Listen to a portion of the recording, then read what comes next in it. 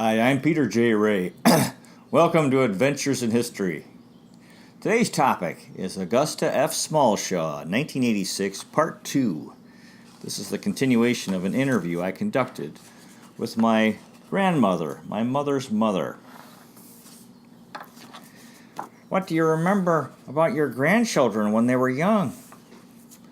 My daughter was in the United States, and she was teaching at the Alexander School for the Deaf in Cleveland, and she met a very fine man by the name of John S. Ray. They got married and had a boy, named him Mark Doran. They named him after his grandfather Doran and Mark that they wanted. I was very, very happy. John sent me a telegram and a cigar for his grandfather to smoke. I came to see Ruth quite often, and then Pamela was born, a very, very lovely little girl. When Pamela was 3, Patricia was born.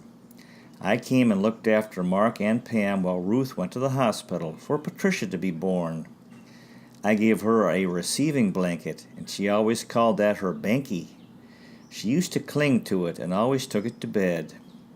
They named her Patricia Ann, a very dear little girl. I gave her this receiving blanket, and she still has it. It's all in shreds.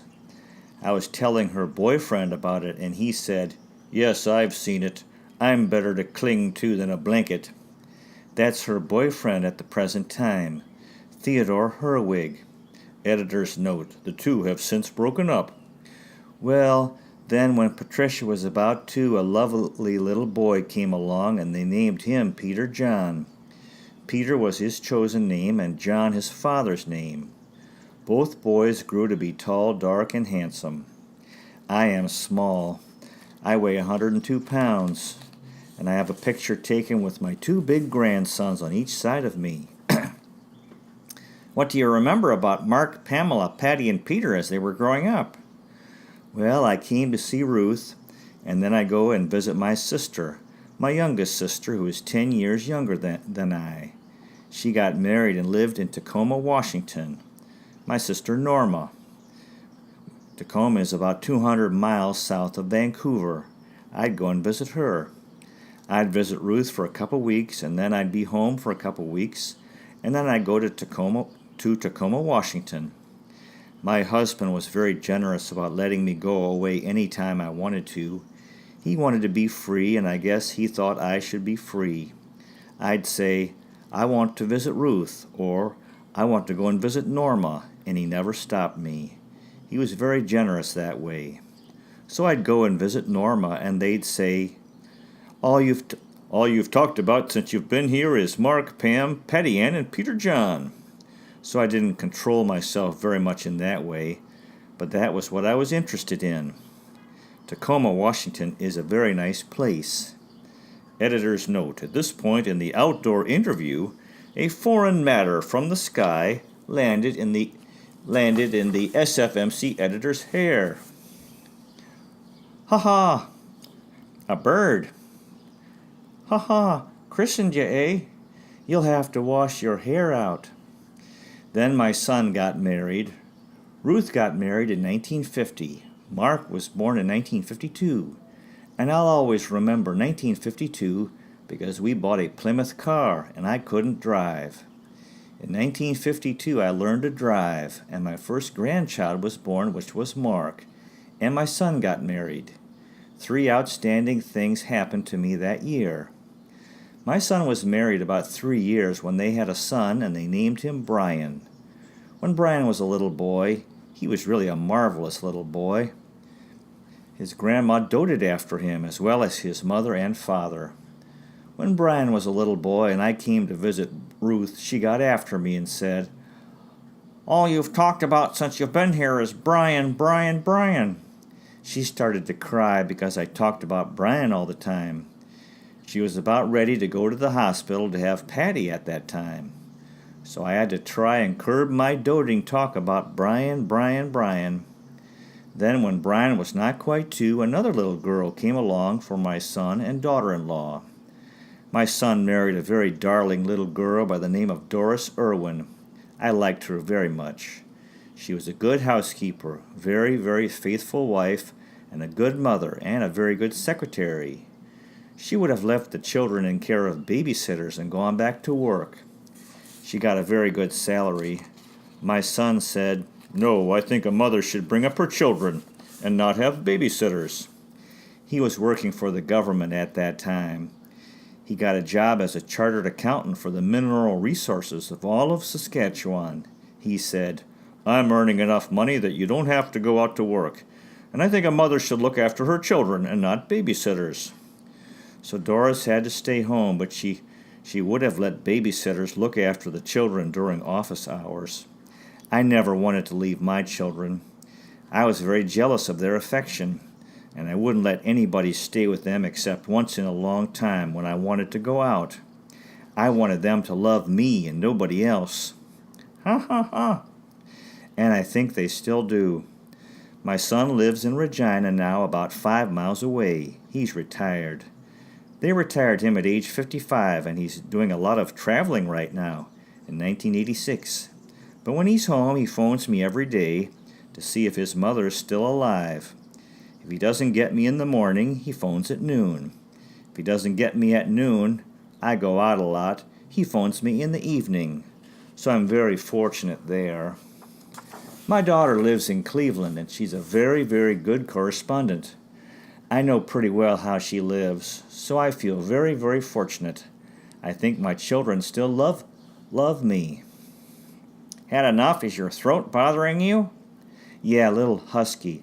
How about a glass of water? What do you remember about Pamela? Oh, Pamela was a live wire. She was a darling. We all loved her. My son loved her very much. Her birthday was the 19th of June, and my son's birthday was the 11th of June. And Ruth always had a lovely party when my son would go down east to Toronto and look after the books. The mineral office sold minerals in different parts of Canada. He would go to these different offices to audit the books. When he was down east, he would always go across the lakes to Pamela's birthday party. She was really a live wire. Everybody loved her. Are you getting cold? Yeah. Should we move into the sun? Yep, shut it off. You know, when you're 89 and you look back, it looks like nothing. It's looking ahead. You don't know what's going to happen from one day to another. The next day is always a mystery. Pamela was a lovely, lovely little girl. She was just full of life. As I have said, everybody loved her. Do you remember what she was like the last time you saw her? The last time I saw her, she was in her early teens. She was just the same as when she was a little girl, except she was growing up. She had a mind of her own. What she wanted to do, she did. I remember one time she was out swimming with her dad, and Ruth was so worried because she had very sensitive skin, and she got sunburned. She loved her daddy so much. I remember one time I came to Cleveland, and she didn't want a birthday party that time. She wanted to go to a show and go for ice cream afterwards, like her dad took her mother, so they did that. She went to a show with her dad, and he took her for ice cream afterwards. She came home feeling pretty tired. She said after that she wished she'd had her party. Then she told her mother one time, she was very, very fond of her daddy.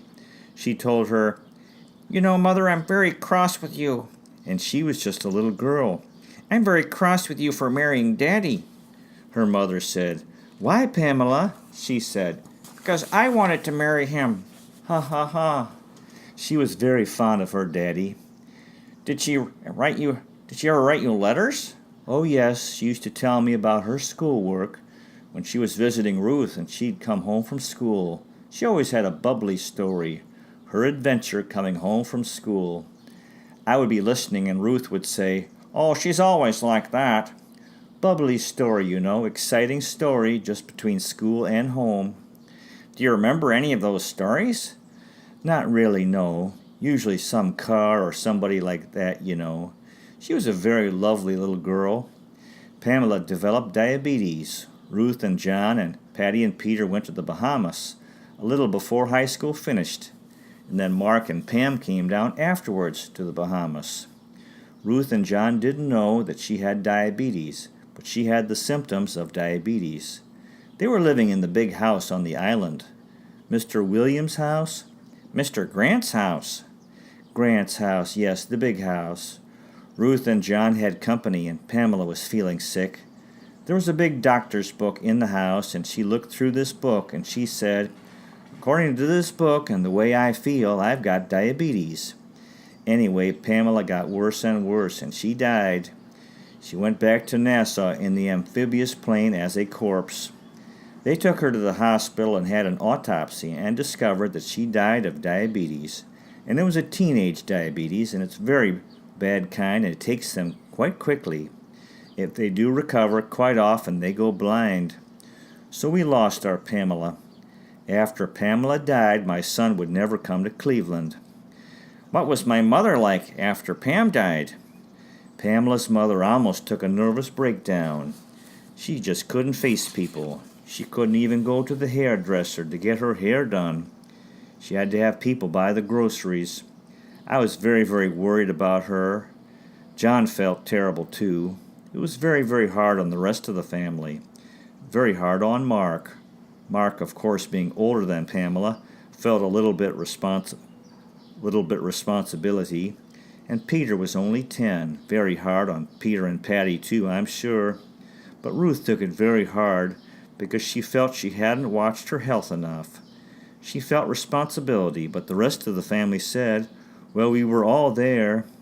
It was a terrible, terrible shock to the family, and still is, because she was such a lovely girl.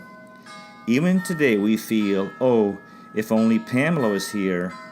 So that was a terrible shock. Then we had another family shock. My son's wife, Doris, when they had 3 little children, she took a blood clot that went to her brain. She died all in a few days and left 3 children. Brian was only 14 or 15.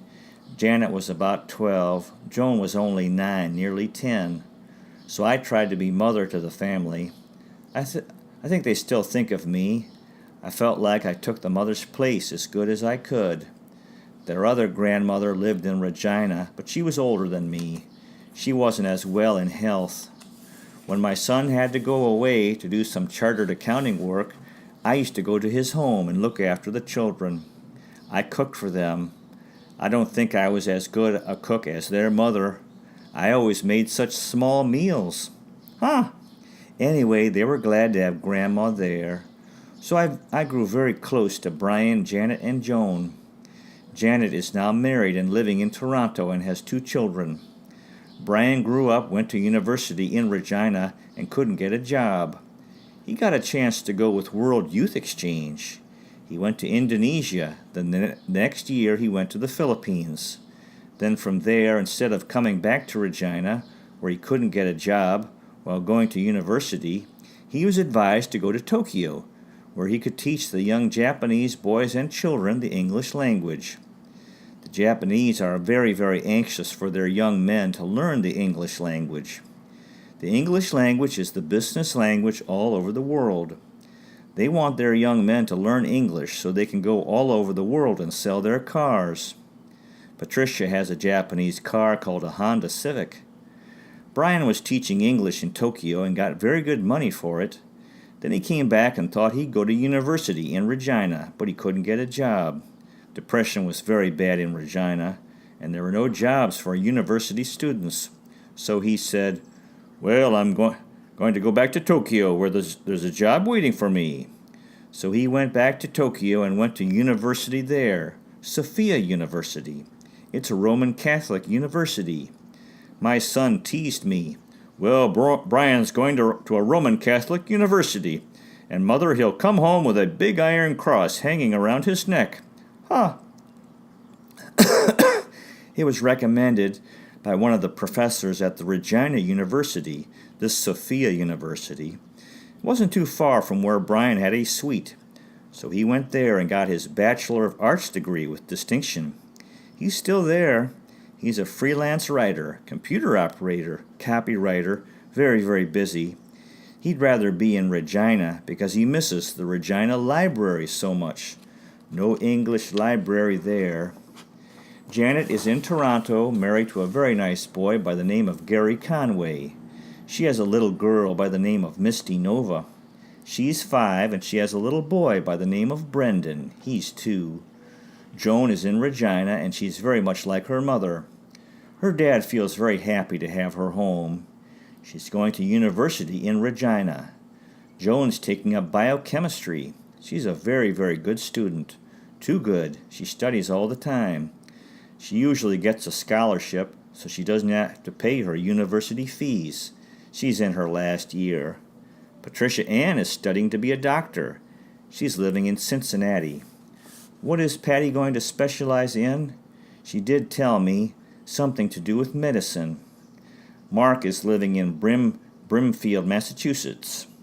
He has a very good business there, and he's married to a lovely girl by the name of Janice. They've been married several years, no family. I hope Ruth gets her grandchildren. She wants grandchildren very badly. I feel very lucky. I have 7 grandchildren. Ruth had 4, Bud has 3. Now I have 3 great-grandchildren, so I feel very, very fortunate. A crow cries, "Caw, caw!" A jet roars overhead. What's Peter been doing the last few years? Peter went to Duke University, and he graduated with his Bachelor of Arts and majored in history. Peter got badly depressed, but he's just fine right now. He's going to be a high school history teacher. Right now he's doing office work, and he likes it very much. John, Ruth's husband, is a lawyer and has a very good practice, and he likes his work very much. Patricia is studying real hard, and this is her last year, and Patricia, in the middle of December, plans to go to Nairobi, which is the capital of Kenya in East Africa, to practice medicine. Be a doctor there for a month. Her mother and dad and brother are going to go with her, so I'm very glad about that. I think it's a marvelous adventure. I hope they enjoy it, and I'm sure it will be a lot warmer there than in Canada or in Cleveland because it's quite close to the equator. So that'll be a great thrill. I'll be anxious to hear all about that. So Peter's going to Nairobi, Kenya. Editor's note, Peter stayed at home. Have you been worried about Peter these last few years?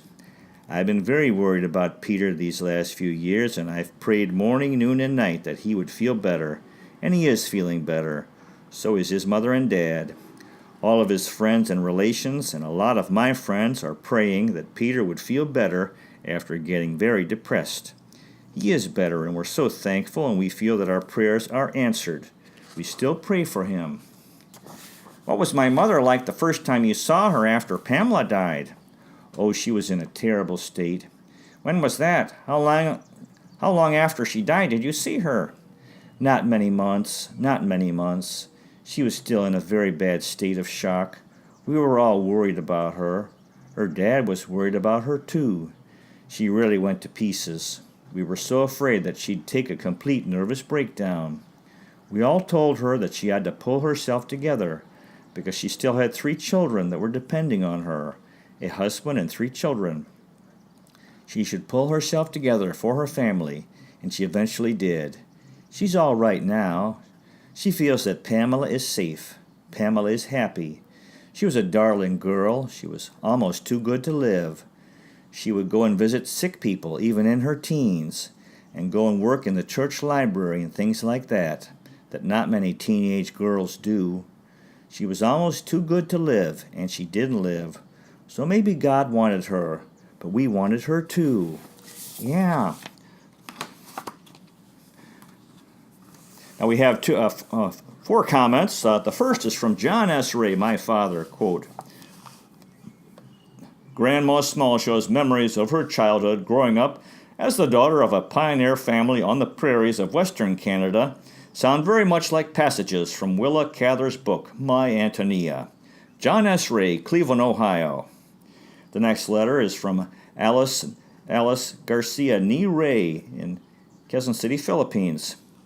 I want to express how much I appreciate and how grateful I am for this beautiful SFMC selection number 1.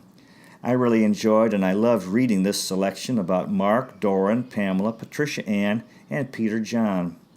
The conversation between Augusta Lillian Fisher Smallshaw and the editor of the SFMC was very interesting.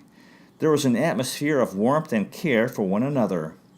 Augusta Lillian Fisher Smallshaw is really a grandma to be proud of and a person to be admired. She's really living her life to the fullest. Alice Garcia Ray, Quezon City, Philippines, my dear wife. The next letter is from Rosa Tukalova in Tomsk, Siberia, Soviet Union. It goes without saying that I have already examined the world map and found Regina, Saskatchewan. I did it when I was reading your grandmother's story. It is very, very interesting. I read everything to my family. I hope we shall be friends forever. Rosa Tukalova, Tomsk, Siberia, Union of Soviet Socialist Republics. The next letter is from Sammy Kiru in Kenya. Thank you very much for the wonderful Smallshaw Family Memories collection. I was very much moved by this. Your grandmother Augusta Fisher's dialogue with one of her youngsters really took me far away. I was glad to know of the long story to the birth of your dear mum Ruth, through to her marriage to Mr. John. I am glad, sir, having known your family like the back of my hand. I was very much depressed when I read of the death of your dear sister Pamela. I was surprised to know that you were sick. Your grandma's speech impressed me, for I found out that she was somebody who knows about God. Her prayers with friends really healed you, I suppose. Sammy Kiru, Kenya. Well, that concludes today's presentation. Augusta F. Smallshaw, 1986, Part 2. Good luck to you with your efforts in family history, if this interests you. Finding, preserving, and sharing old letters, diaries, and photographs, and interviewing elderly relatives while they're alive. Thank you so much for watching. I really appreciate it. God bless you. Take care. And I'll see you next time.